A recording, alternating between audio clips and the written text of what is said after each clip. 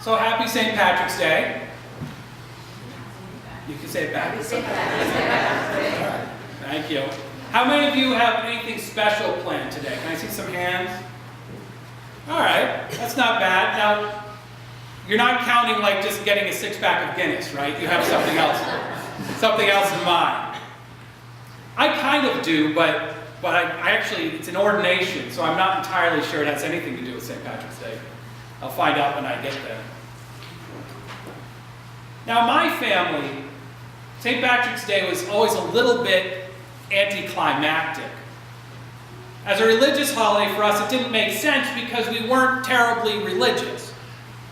And then later, we became liberal, low-church Protestants, and then it still didn't make any sense.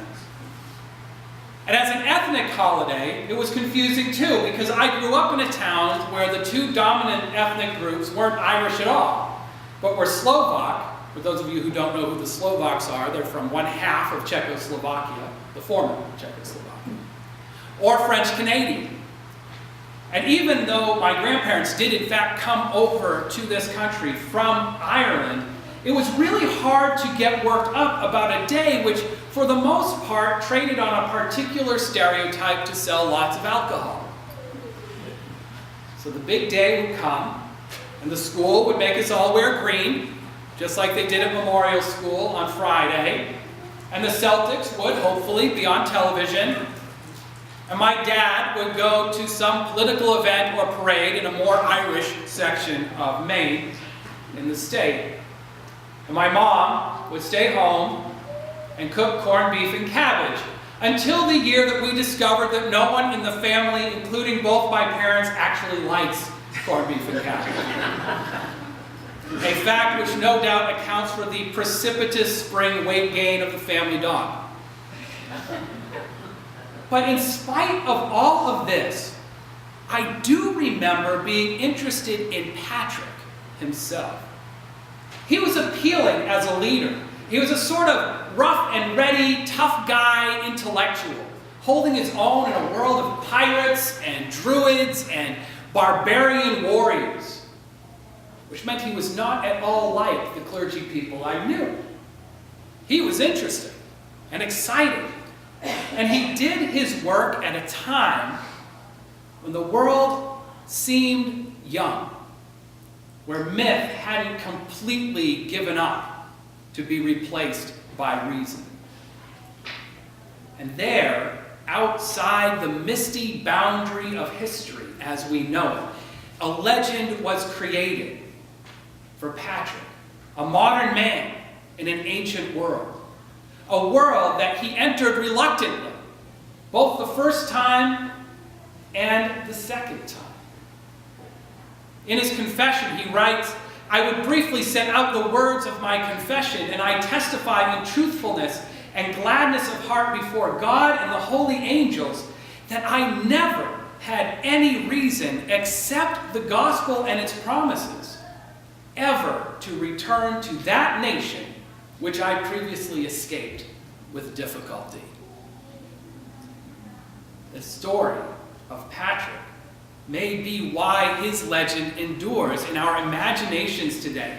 I mean, if you think about it, our tradition, that low church, liberal Protestant tradition, doesn't even have saints.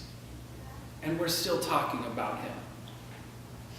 We actually use the term saint from time to time when we mean to make clear who we're talking about. Right? Every once in a while we might say Saint Peter, so folks know we aren't talking about Uncle Peter, if you have one. And we're fond of Saint Nick, though few folks really know anything about him other than the Victorian gloss of the fat man in the red suit who gives us presents. So we don't really like him for religious reasons. Those guys are different, right? The Apostle Peter is a figure from both the actual moment of the birth of Christianity and a character in the Bible. He's Jesus' right-hand man. And Santa holds a place in our culture as a secular myth, like Paul Bunyan. St. Patrick is not an essential part of the church tradition. And St. Patrick's Day cannot hold a candle to Christmas or Easter. still there's something compelling about him. St. Pat is the sort of person I get asked about from time to time in my role as the only church professional my non-religious friends know.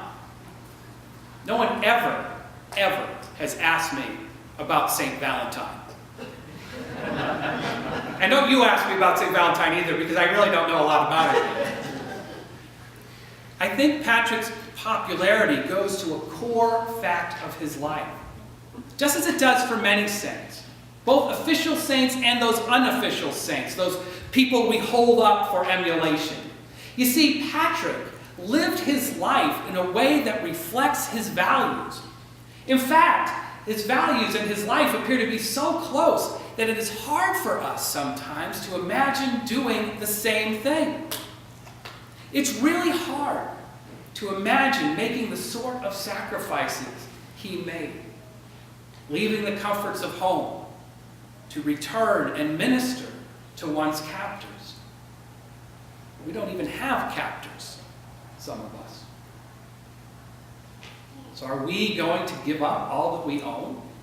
Are we going to enter a world of danger and risk for what we believe? Because that's what the story is about. And it's hard to imagine. We make compromises, and no doubt Patrick did as well, but one cannot help but wonder if we compromise a little bit more quickly than Patrick does.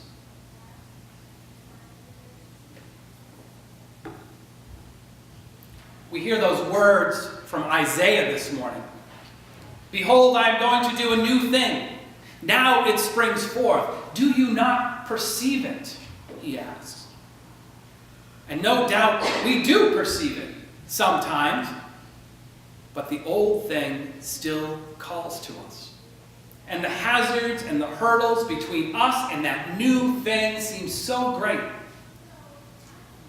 And St. Patrick and his saintly friends don't always help, do they? The problem with most saints and prophets is that they get over those hurdles, and they seem to do it so easily. In our minds, saints live up to their legends. They may be too perfect, too far ahead of us in every way, so much so that we can and do look at them as caricatures of people, too difficult to emulate, too poorly understood to celebrate, and so we simply don't. And when we reach those holidays and holy days set aside to remind us of our own call through reflecting on the lives and works of others, we find other things to do. Distractions, mostly. Parties, green beer and ham, rabbits and chocolate eggs. We know we can do more. We can, in fact, find more ways to act out our beliefs in the world, to bring our faith closer to our lived experience, even if we aren't saints and superheroes. Those heroes, like Patrick, don't always provide workable roadmaps for the work that we do, which is why we have that reading from the book of Acts today. Because if there was ever a group of people not up to emulating saints and modeling saintly behavior for posterity, it was the early church. Let's think about those guys for a minute. Because after the Easter story is wrapped up, and it's wrapping up in 2 weeks, we are left with poor Peter, who always seems to get things wrong. And Jesus' rather curmudgeonly, judgmental brother James, and Paul, who begins the book of Acts as one of the bad guys, and then their supporting cast of society's rejects, the poor, beggars, thieves, prostitutes, tax collectors. Some of them we get to call saints today, but when you actually read about them in the book, it feels like some of them may have been grandfathered in. And my guess is that they didn't feel any more holy than anyone else. Just like Patrick, while he was working as a slave, herding sheep on some stupid island that he never wanted to go to and never been to before, wondering if he would ever amount to anything. Our reading from Acts today seems fairly pedestrian compared to much of the Bible, but that's the point. The Bible says awe came upon everyone because many wonders and signs were being done by the apostles, and we think of these wonders and signs as miracles, or at least we're meant to. But were they really? Perhaps they were just the acts of normal people, flawed people, who did their best with what they had to give. They did sell their possessions, which is awkward. But they also stuck together in a small congregation, spending, as the Bible says, much time together.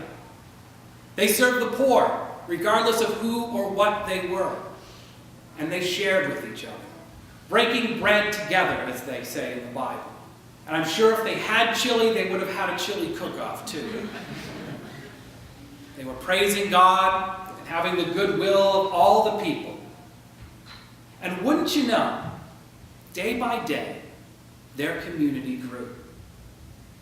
So the question we must ask, and not because of St. Patrick or the apostles or even Lent, but instead because it is central to being fully ourselves together and apart. The question we must ask is, where do our acts fit into this continuing story?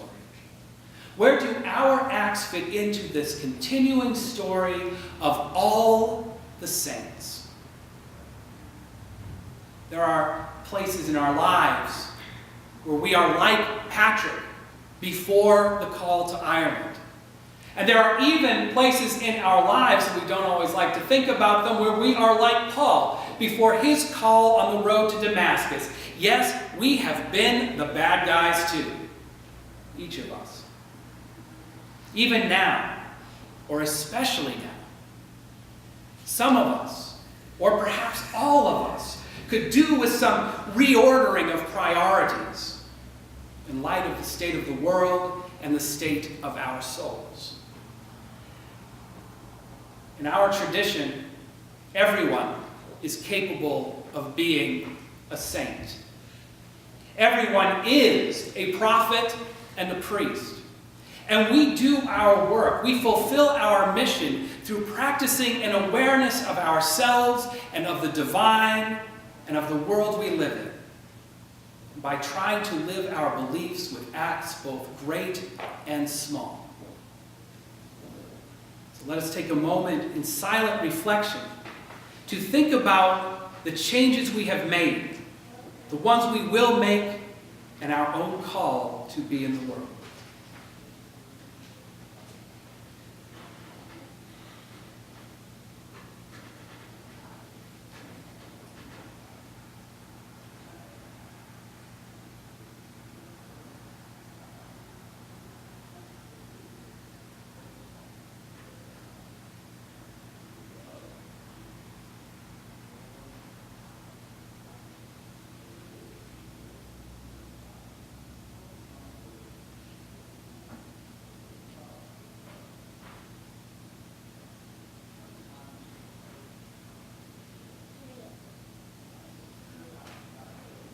Blessed be.